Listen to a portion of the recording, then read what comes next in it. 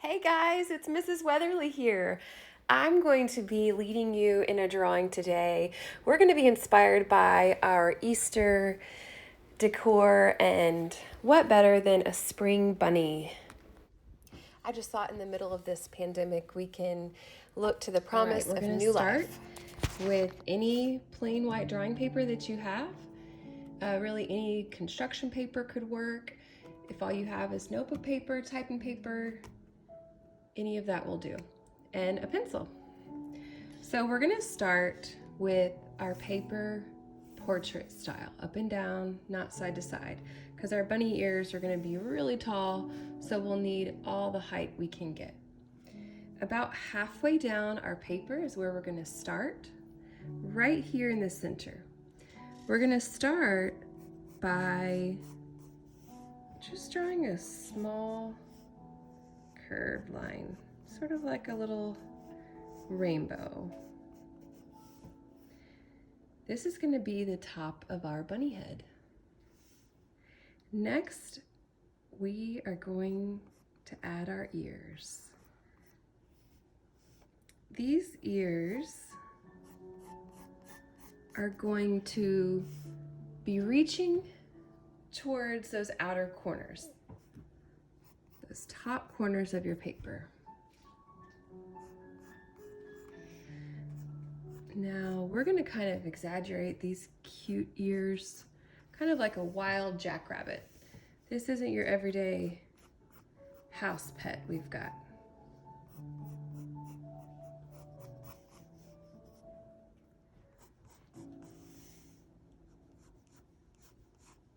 Rabbits have an amazing sense of hearing. They can actually turn their ears 180 degrees.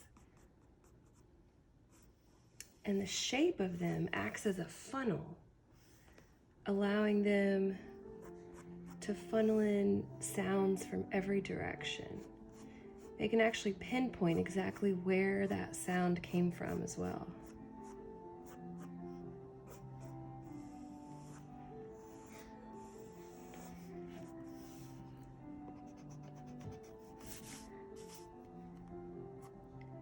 So inside the ears, I'm just kind of giving a little echo line, and this will show the furry part of the ear, and inside the funnels is going to be a lighter, softer pink.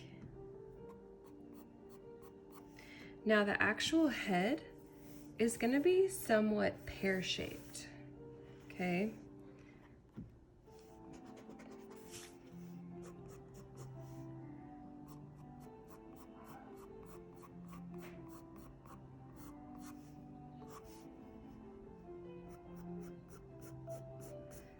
Got to give our bunny some big cheeks.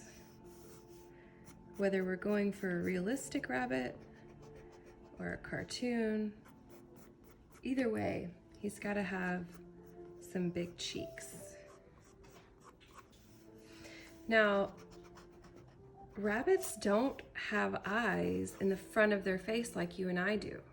Okay, so you remember drawing the proportions of the human head, where the eyes are in the front of the face.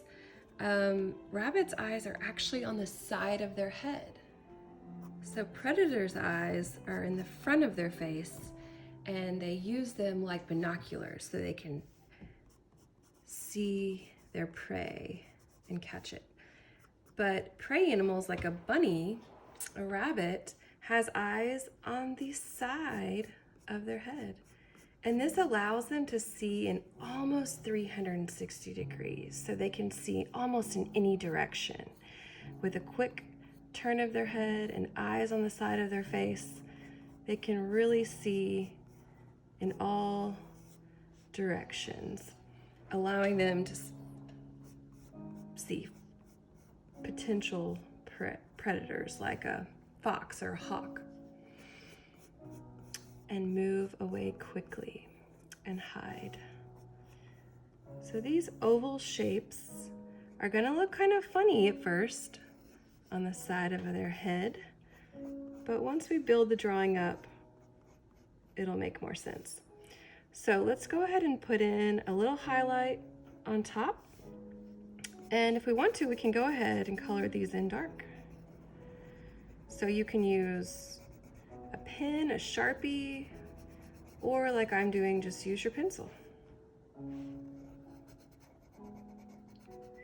We're gonna leave that little highlight white to look like a glare of light is reflecting on that glossy surface.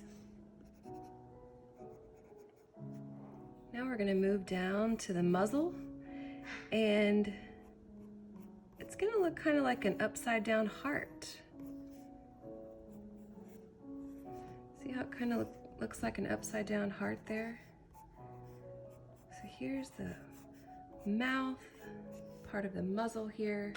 Now right here at this point, we're gonna come up, kind of exaggerate that peak a little bit more. You can darken it to kind of give the illusion of depth. Make it look like there's the opening of their mouth. His little mouth there. Now the nose is the fun part. We're gonna come up and sketch up to the right here and up to the left from here.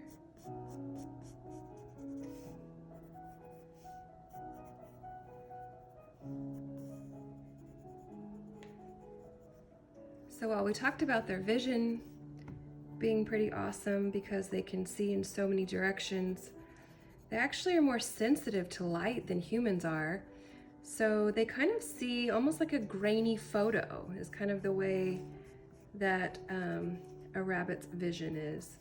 And their noses are almost constantly twitching, sniffing out any constant threats out there, predators that could possibly be on the prowl, and also grasses and other plants to eat. They're herbivores, they're not carnivores, they eat plants only. And so they want to find good grasses to sniff out and eat. So right here, I'm just kind of exaggerating their nostrils, his little nostrils here.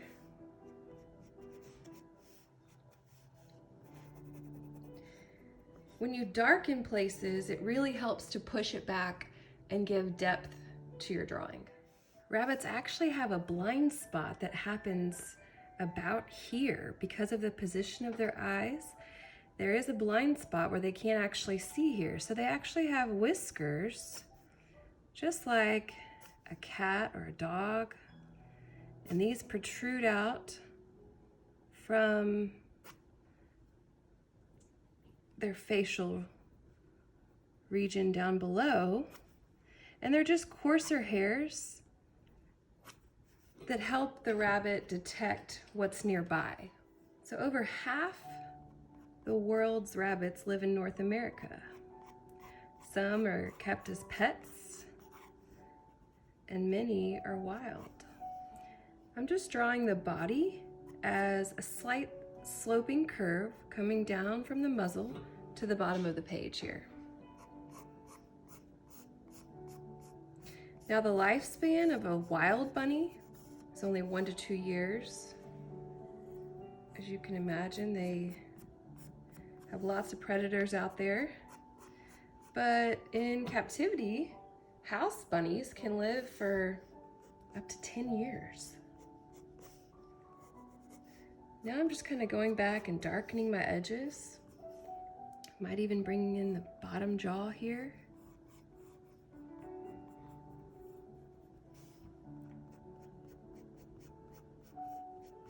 A baby bunny is called a kit or a kitten, while adult rabbits have names just like a deer. So your female rabbit is a doe, and a male rabbit is a buck. Now we have pretty much the whole structure drawn. This is all we really need. We're not going to see the legs or the hindquarters in this particular piece. It's more like just the portrait bust of a bunny. And because Easter's coming up, I thought, what better than a chocolate bunny? So we are actually going to be using some Hershey's cocoa today. All you'll need is some natural unsweetened cocoa. If you don't have that, you might have some hot cocoa packets left over from the winter, and just a little bitty bowl. And here I've just scooped a teaspoon into my little bowl. Now, if you can't get your hands on any cocoa, you might want to go ahead and resort to typical art supplies. You may have some colored pencils or crayons handy. You may even have some sidewalk chalk. We have these here shaped in little egg shapes. So if you'd like to use sidewalk chalk, that would be a great tool as well. But I thought it'd be fun to use what we have on hand and get out an unusual product to create with today. Make sure that you ask an adult for help because it can be a little bit messy. But all you're gonna do, take a little bit of cocoa, and you're just gonna use your blending tool, the one you were born with that we use all the time in the art studio. You're gonna use your pointer finger here. Now, this is loose powder. It can kind of feel like our chalk pastels from the classroom, but it's loose powder, so it's a little bit messier. So just make sure you're taking your time and working in a space where you can clean up later. So I've just tapped my finger into some of the cocoa. Now I'm gonna start right here on the face. I'm just gonna swipe my finger around, go around that eye. Now I only wanna go on the outside of the ear because I'm gonna do something different on the inside. So you've gotta grab that pigment that's sort of running loose on your page. Grab it and use it. Don't let it go to waste.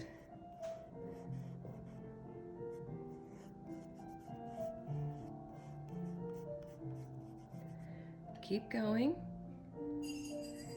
You really want to hit that nose pretty hard. You want that to become a bit more prominent. Come straight up towards your eye. And spread that pigment around.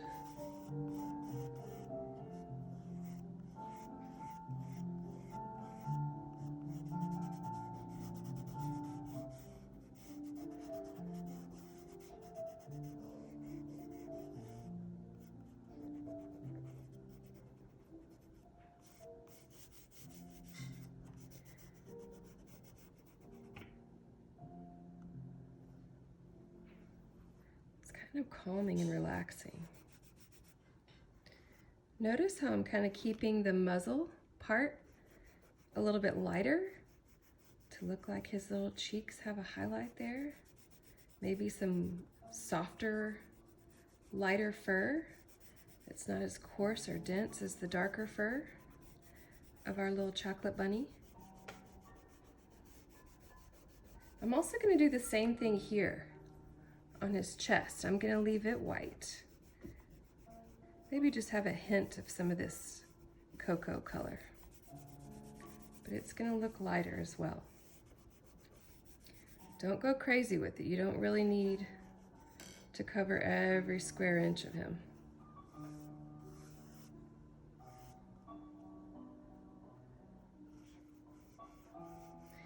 If you have too much, if you go too fast, you might have too much of this pigment that's kind of loose on the page, and you can carefully pick it up and take it to the sink and dust it off, or take it outside and give it a tap, because you're not in your classroom where I know you have let things fall to the floor before. We can't do that at home in our kitchens.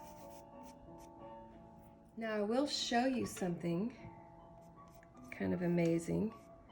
After you've blended out, if you have a little space on the outside, like I just made here, that you don't like, if you accidentally blended some of this cocoa outside the lines, guess what? You can erase it like magic. Who knew? Now, you're gonna carefully continue on your ears. Go as dark as you want to. Again, just around the edges.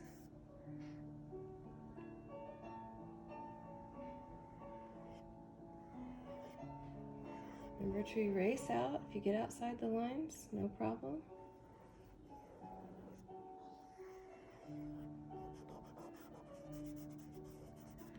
Now, I'm gonna go back to my sidewalk chalk that we had earlier. And I'm gonna grab our pink. We just happen to have this pretty pink. And I'm gonna give the inside of these funnel-shaped ears just a hint of this pink. I think it will be perfect.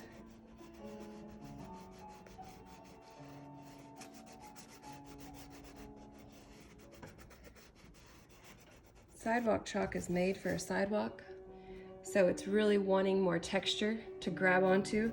And this drawing paper is so smooth that it doesn't want to grab on as easily as it would on your sidewalk, but that's okay. We can make it work. Now, I'm gonna take my same blending tool. I'm not even gonna clean it off because I don't mind if there's a little brown hue to it. I think that will make it look even more natural. I'm just gonna start blending that pink out. If you don't have pink sidewalk chalk, you could just do a lighter brown right here,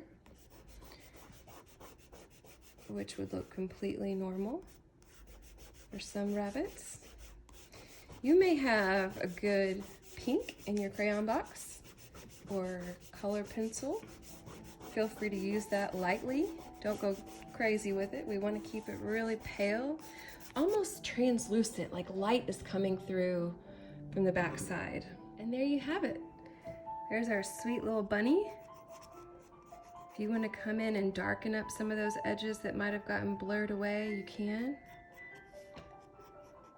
Maybe add in a little texture, a little detail that looks like some of these hairs of fur, or darken up the sides.